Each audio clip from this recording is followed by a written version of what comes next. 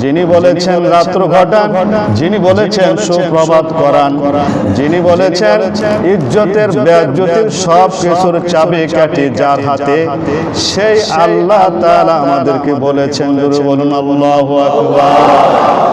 কে বলেছেন? কি বলেছেন? ওয়ান তাসুমু খায়রুল লাকুম, যদি তোমরা রোজা রাখো, কি রাখো? রোজা রাখো, তাহলে কি হবে? খায়রুল লাকুম, এটা তোমাদের জন্য ভালো হবে। আরবি ব্যাকরণ হিসাবে আমরা দেখতে পাই যে উত্তম ভাষা, ভালো যে আমরা বলি ভালো, কল্যাণ, এই আরবি ব্যাকরণের মধ্যে সবচেয়ে উত্তম ভাষাটা সেটা হচ্ছে খায়র। বলেন না কি? খায়র, ওয়ান তাসুমু খায়র। যেমন as-সালাতু খায়রুন মিনান নাওম ব্যবহার হয়েছে। তাহলে খায়রের চেয়ে উত্তম ভাষা আর কি কোনো কিছু নাই। আল্লাহ বলেছেন ওয়ান তাসুমু খায়র, তোমাদের জন্য সেটা কি হবে? খায়রুল লাকুম, কল্যাণকর হবে। কেমন কল্যাণ হবে? আর মেডিকেল সায়েন্স তো পড়ে, বৈজ্ঞান তো পড়ে।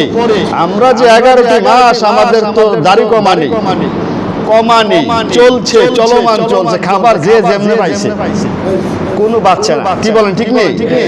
যে কো এক কাপ চা খান না, কারণ একটু আগে না খাইলাম, দেন দেন কামনে আর কাপ চা আর একটু দেন, খাইলে কি করে? কোনো বাঁচাবাসি কি নাই, চলছে। 11টি মাস যে এই পার্টসগুলো রেস্ট দিচ্ছেন না, আল্লাহ তাআলা একটি মাস আমাদেরকে রেস্ট, এই পার্টসগুলো ফিল্টার করার জন্য, ভিতরে পার্টসগুলো ফিল্টার করে পরিষ্কার করে নিট এন্ড ক্লিন করে আল্লাহ তাআলা একটি মাস আমাদের জন্য সিয়াম সাধনা, রমজান, মাহে রমজান মাস একটি মাস উপহার দিয়েছেন। আল্লাহু আকবার বলা যাবে?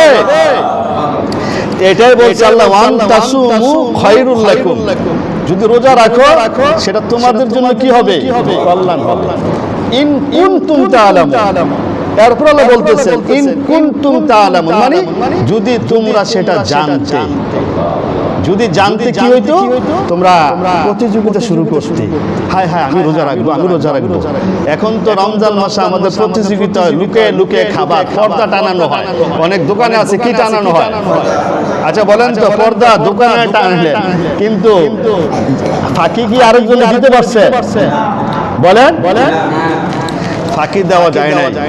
এই জন্য বলি, এই মাহে রমজান মাস আসছে, এই রমজান মাসে আমরা যদি